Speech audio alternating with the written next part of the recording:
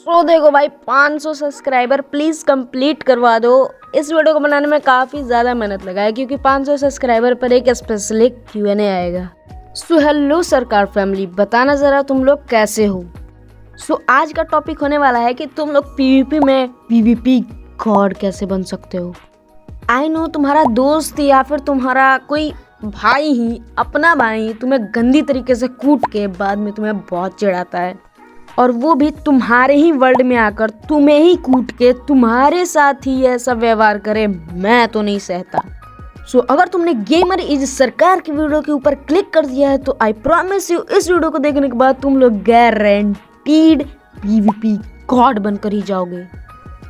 देखो, वीडियो को स्टार्ट करने से पहले मैं तुमको एक बात बता दूं, तुम दुनिया की कोई भी खतरनाक से खतरनाक वीडियो देख लो, बट अगर तुम लोग प्रैक्टिस नहीं करोगे तो तुम लोग कभी भी पीवीपी नहीं सीख पाओगे भाई। जो भी चीज़ों को मैं बता रहा हूँ उन्हें प्लीज़ जाकर प्रैक्टिस करना 1 से 2 हफ्ते, उसके बाद ही किसी को चैलेंज देना। और अगर तुम प्रो हो तो तुम लोग हो सकता है 1 या 2 मिनट प्रैक्टिस करने के बाद ही इस चीज़ को प्रॉपरली सीख जाओ, एंड देन तुम अपने दोस्त को उसी के वर्ड में जाके कूट कर उसी को चिढ़ा सकते हो। इस वीडियो के अंदर मैं तुमको टोटल 5 टिप एंड ट्रिक दूंगा, उन्हें फॉलो करो। 2 टिप ना ही कोई टिप होंगी, वो सेटिंग होगी जिससे तुम अपने हैंड को, मतलब हाथों को खोल सकते हो। कहने का मतलब तुम 4 फिंगर गेम प्ले कर सकते हो, एंड देन काफ़ी और। एंड मैं 3 सेटिंग ऐसे बताऊंगा जिसको तुम अप्लाई मत करना, क्योंकि मैं 3 सेटिंग नहीं 3 टिप एंड ट्रिक दूंगा भाई, मेरा जो क्या समझा करो।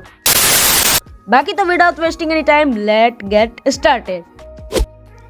Trick number 1, I am sorry, setting number 1, तुम्हें अपने सेटिंग में जाना है एंड टच वाले ऑप्शन में जाना है, एंड जो तुम्हें ये वाली सेटिंग दिख रही है इसके ऊपर तुम क्लिक करो, और इसके ऊपर तुम जैसे ही क्लिक करोगे तुम्हें कुछ ऐसा इंटरफेस देखने को मिलेगा।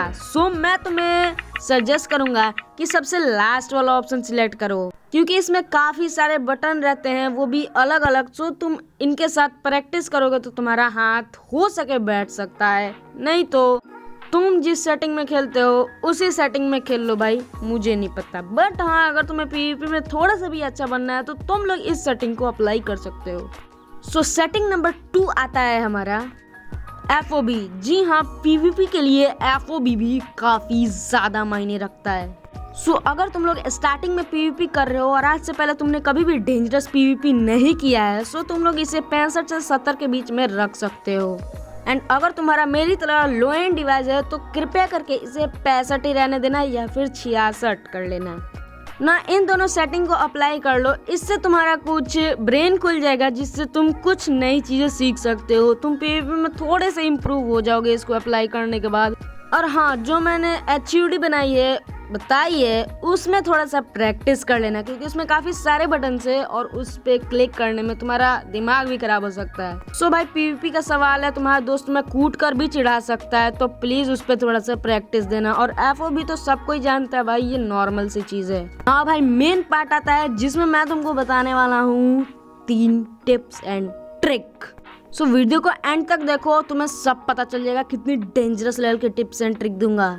इतनी डेंजरस लेवल की टिप्स एंड ट्रिक दूंगा कि तुम्हारा दोस्त तुम्हें कभी कूट ही नहीं पाएगा। टिप नंबर 1 है, देखो भाई, इसे करना काफ़ी ज़्यादा इम्पोर्टेंट है, क्योंकि इसके साथ तुम्हारी HUD का भी प्रैक्टिस हो जाएगा और तुम साथ साथ क्रिट मारना भी सीख जाओगे इस सेटिंग के साथ ब्रो। तो ये सेटिंग काफ़ी ज़्यादा इम्पोर्टेंट है, सेटिंग नहीं टिप, तो प्लीज़ इसे प्रैक्टिस करना।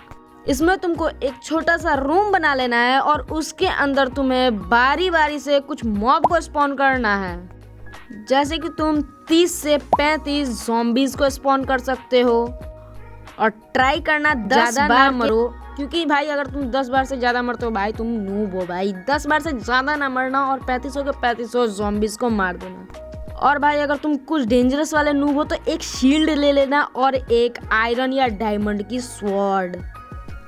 एंड देन अब तुमने ज़ॉम्बीज़ को मार दिया है तो तुम कम से कम 10 से 15 स्केलेटन को मार सकते हो, और कुछ चीटिंग नहीं भाई, उसी चीज़ के साथ मारना, उसी आइटम के साथ मारना। अब तुमने ज़ॉम्बीज़ को भी मार दिया, स्केलेटन्स को भी मार दिया, तो भाई कॉन्ग्रेचुलेशंस, तुम काफ़ी अच्छे हो चुके हो पीवीपी में। बट ये बात याद रखना, ज़्यादा से ज़्यादा क्रिट मारने की कोशिश करना, क्योंकि क्रिट से ही ज़्यादा डैमेज पड़ता है। एंड देन इतना करने के बाद हम लोग बढ़ जाएंगे अपने टिप नंबर की तरफ को। देखो इसमें है ना, तुमको अपने सर्वाइवल वर्ल्ड एक क्रिएट करना है और उसमें तुम इतना काम करो कि तुम एक आयरन का फुल आर्मर बना सको। एंड देन अगर तुमने ये सारी चीज़ें कर ली है तो एंड में क्रिएटिव मोड जाना और अपने को लोकेट कर लेना एंड में। एंड वहाँ पर डायमंड के आर्मर में तुम नेदरराइट के स्वॉर्ड या एक्स के साथ एंडन ड्रैगन को मारने की कोशिश करना।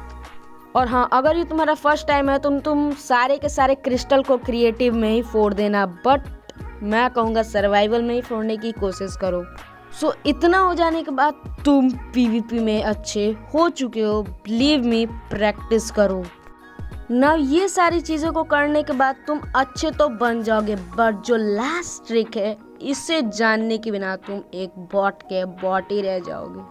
देखो लास्ट ट्रिक की बताने की और जाने से पहले मैं तुमसे कहने वाला हूँ, मान लो तुम्हारे सामने कोई रैंडम बंदा आता है जिसको तुम मार देते हो, और तुम मार भी दोगे क्योंकि तुमने इतनी सारी चीज़ें जो सीख ली है।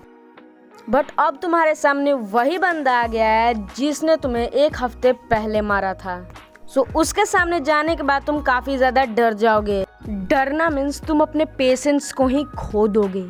सो लास्ट ट्रिक या टिप, इसको कुछ भी कह लो, लास्ट यही है कि तुम्हें अपने अंदर पेशेंस रखना है, क्योंकि अगर तुम्हारे अंदर जितना पेशेंस रहेगा तुम उतने ही शांत रहोगे। बिलीव मी, तुम जितने शांत रहते हो उतने ही गुड रहते हो। सो अगर तुम अच्छे से रहोगे तो तुम जरूर उसे मार दोगे। विश्वास करो भाई, तुम उसे मार दोगे। अगर तुम डरोगे तो कैसे मारोगे? अगर तुम्हारे अंदर से वो डर ही निकाल के फेंक दिया जाए और तुम एकदम चिल हो, गुड हो, तो तुम उससे डरोगे ही नहीं। तुम्हें पता ही नहीं है वो कौन है, नूब है, बोट है, तुम उसे मार दोगे। सो अगर तुमने ये सारी चीज़ें कर ली हैं, now finally you become a PvP God.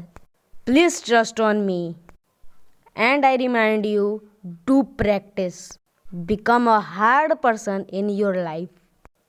And goodbye and thanks for watching. कुछ ज़्यादा ही अंग्रेजी फेल दिया।